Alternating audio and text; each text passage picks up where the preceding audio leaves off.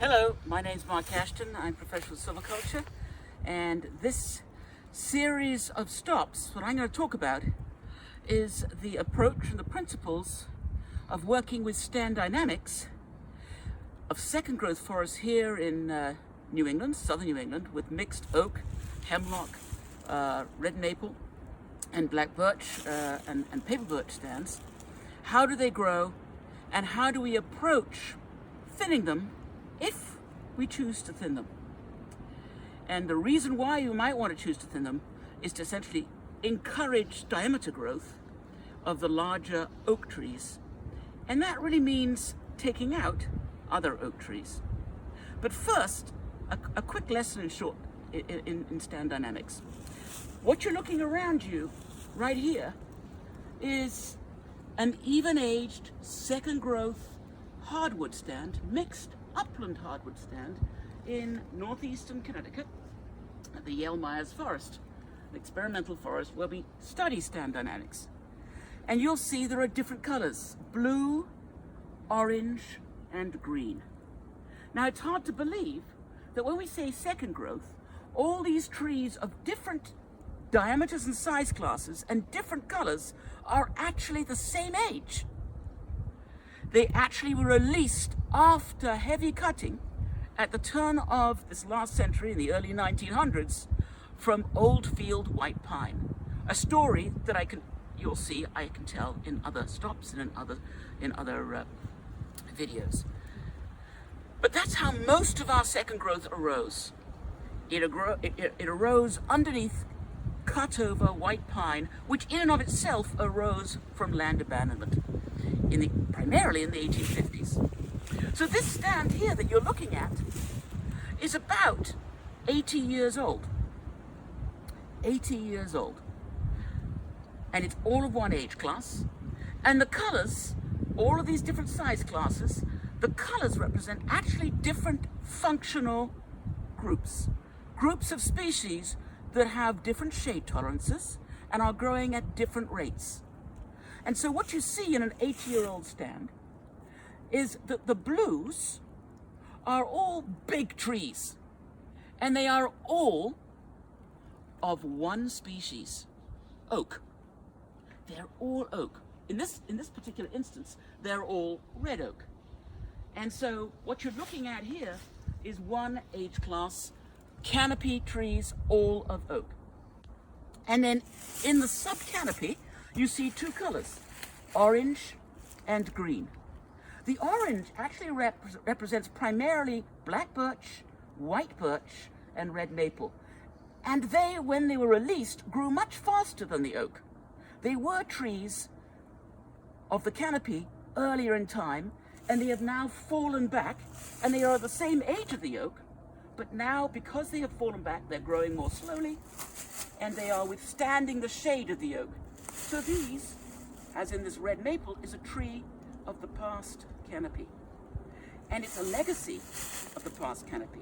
It's just falling back. And when you look at the red maple, okay, you can look at the red maple in this particular instance, and you can see that each time there's been a small canopy opening as the trees have progressed up, you'll see die back and then resprout. And it's just because it's maintained itself in the understory by these small canopy disturbances like ice storms that allow it to survive once in the canopy, now in the understory. It also arose by sprout origin. This is the single sprout that now survives, and if you look at the base, these are all the original sprouts of coppice origin when it was cut out, when the stand was cut over from white pine. These sprouts all sprouted up, and they have died back to form one single sprout. Another characteristic of red maple. And then when you think about the birch, particularly the paper birch, the only birch that is now surviving in the stand is the white birch, and you can see it is now dead. That's the snag that you see over here next to the blue oak. That was very prolific.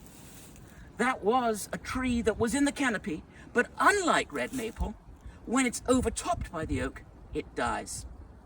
And then the last group of trees are trees of the future canopy. This is actually a fairly mesic northern aspect, cool slope, moist slope. And so this would be a sugar maple hemlock beech forest originally, if it had not been disturbed in terms of current historical land use. And the green represents trees that are slowly growing into the canopy. And that would be species like beech, species like sugar maple, and species over here like hemlock. All shade-tolerant trees. And you can tell these are trees of the future canopy because the actual form of their architecture is one with very strong apical dominance, strong apical control, with deep crowns. The hemlock is a very good example of that, a very deep crown tree with a very strong dominant form, which means it's a tree that is growing up. The trees, and so those are trees of the future canopy. And you can tell anytime you go into a second growth forest anywhere in the world, just by architecture and careful detection and dissection of the stand morphology, different species groups representing different successional stages of a stratified, mixed, even-aged forest.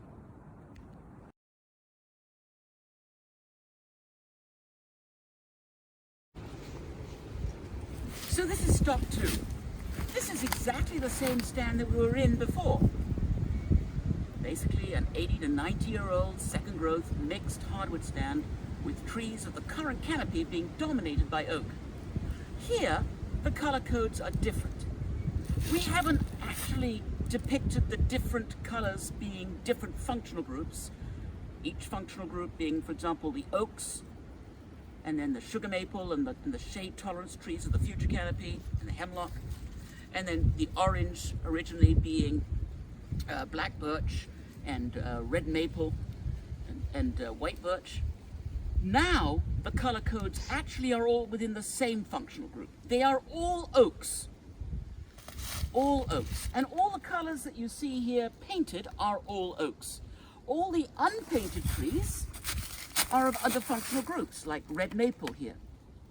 In fact, on average, 2/3 of the stems have not any paint on them at all. They belong to other functional groups.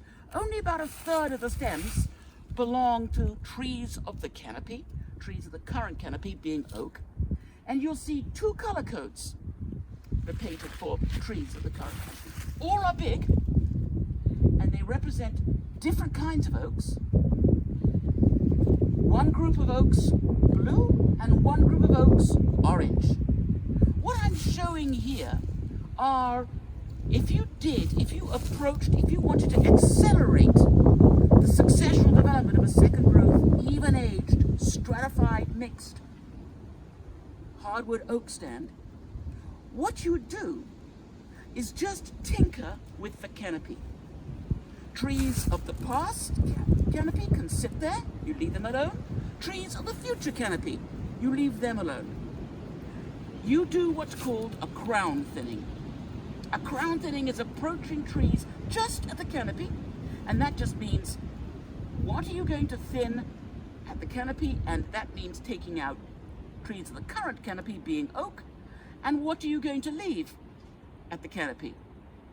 And it's not a surprise to see you're going to leave other oak. So you're not actually changing the species composition at all. You're not changing the structure of the stratification at all. But if you take out select oak to favor other oak, you're favoring the stratification because light is going to penetrate down to release trees of the past canopy, and also light is going to pass down and release trees of the future canopy. The more shade-tolerant trees will win in the end, but you're giving a new burst of light for trees of the past canopy. It's not to say they'll get into the canopy, it's the trees of the future canopy that will eventually get into the canopy. But you've also encouraged the growth of the remaining trees in the canopy to expand out and grow even faster. That is the point of a crown thinning. You haven't changed the species composition. You haven't changed the successional trajectory. You've amplified the growth, and you've amplified the succession by the release, with the gaps, of light down a little bit, but primarily releasing the canopy trees to grow even bigger, but accelerating the growth of the sag canopy trees.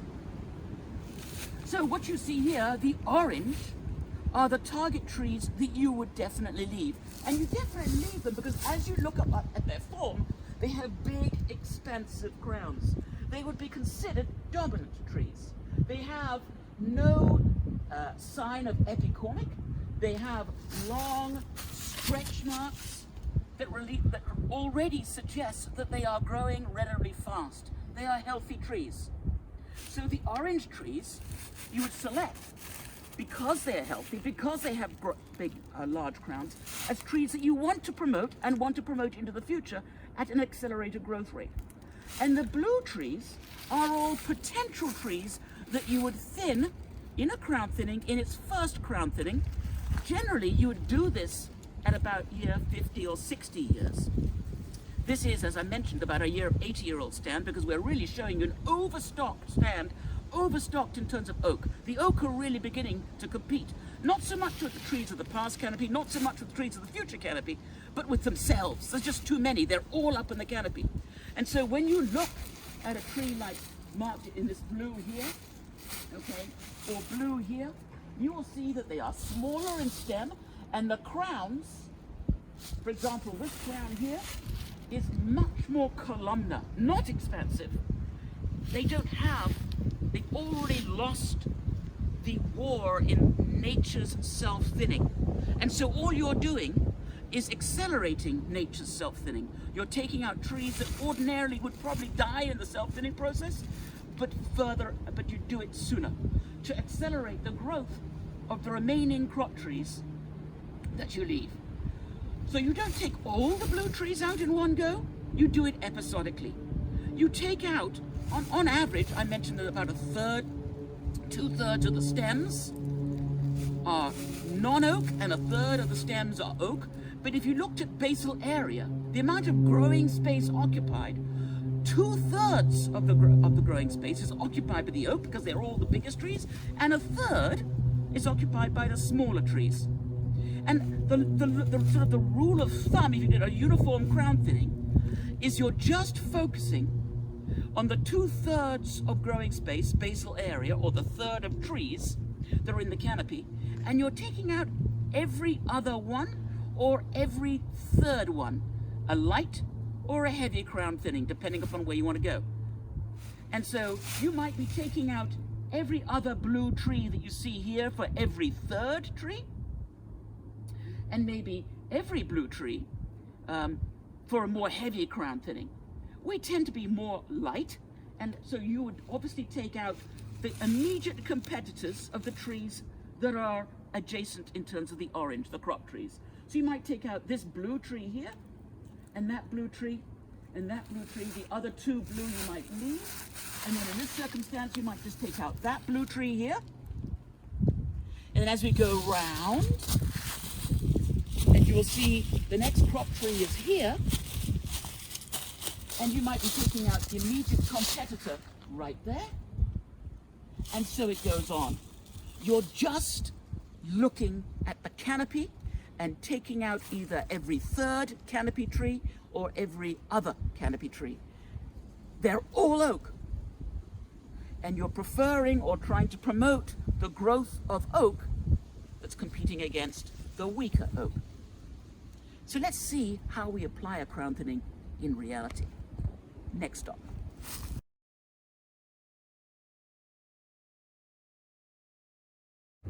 So this is stop 3. And stop 3 is the culmination of how we approach and conduct crown thinnings in second growth hardwood stands in Northeastern Connecticut. And this is the same stand, again, as what you have been seen stop 1 and stop 2. And we've gone back to the original color coding of basically blue for oak and the trees in the big canopy.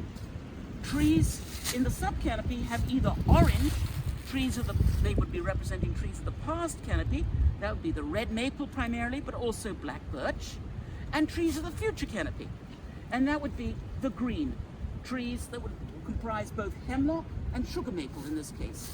And as I mentioned before, about 2/3 of the stems belong to the greens and the orange. Trees of the past canopy, trees of the future canopy.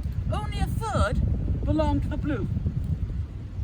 Now what you see here though, is this stand has actually had a crown thinning. It had it about 35 years ago. We're in the same age class.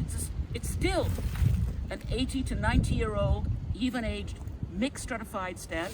But you can see the oaks, the trees in the blue, are perhaps double the size because of that crown thinning 35 years ago than what they were in stock 2, where the trees were overstocked.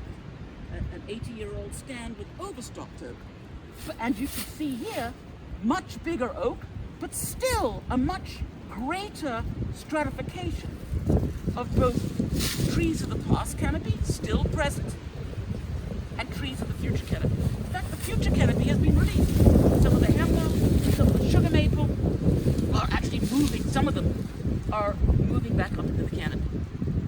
So that was the first thinning 35 years ago. We should do a thinning again, and we're going to approach it, another crown thinning, in the same manner. Another iterative crown thinning, taking out, generally, in this case, 2/3 of the basal area are oak, only a third of the stems are oak. You're taking out every other stem. So, if you're looking at a crown thinning, this tree is a beautiful tree, and if you look up, it's got a huge canopy. If we select, as a forester, we're going to conduct our second crown thinning in this particular stand. If you select that tree as a crop tree, then you have to look around and look for its competition. And it's this tree here, number 51, that is its competition. And that will be the tree that we would take out. It's the tree in the middle. And then we will leave tree number 52 immediately beyond. Dr. Ashton, those are both oak trees, right? The big oaks in the back? Those are both oak trees. Thank you. Yes, those are both oak trees. And that's all we're focusing on. So we're leaving this oak tree, we're taking out that oak tree, and then we're going to leave number 52, that oak tree. And then we come along, and this tree here, number 42, would be left. You can see all the structure around it. But then the tree immediately beyond would be taken out. And that is essentially the progression. As you move through the stand, you are uniformly taking out the competition of the trees that you want to leave as the oak trees, and they are essentially other competing oak trees. And on occasion, you have to take out a really nice large oak tree because you have two of them right next to each other. And it's more important to uniformly go through in terms of spacing than to clump. When you start clumping and leaving trees that look really nicely growing well together, it'll basically create irregularities in the growth, and one oak will eventually compete and more grow slowly as compared to the other. You want to uniformly thin the whole stand. And so it is every other tree, or every third tree if it's a light crown thinning. So lastly, when you're looking at the structure after the second crown thinning, what you have is an intact, successionally developing stand continuing to even get larger. So you have trees of the current canopy growing to become larger, even bigger oak. You can succeed in our forest on 100-year to 150 and 120-year rotations. Oaks of 1/2 meter to 3/4 meter, veneer size. That's the kind of oak that we grow on this kind of site. But then it is a sugar maple site, and we have the option, by leaving the green trees and the hemlock, we have the option of moving it later in successional time to trees of the future canopy if we wish. And then we have also retained structure of trees of the past canopy, red maple in particular, which when it comes time to regenerate, we have all the players that can play in terms of advanced generation to succeed again in an episodic way, imitating a hurricane or a cyclone or a tornado. If we want to get everybody on the bus, imitating an even age stand with structure. That's when it comes to regeneration. This stand isn't ready for regeneration. This stand is perfect in terms of accelerating growth into the future, greater structure, ideal in terms of much greater diversity in terms of wildlife and breeding habitat for various kinds of birds that nest in various kinds of canopy habitats from the ground all the way up to the canopy. So this stand can continue for another 15, 20 years before we think about regenerating it.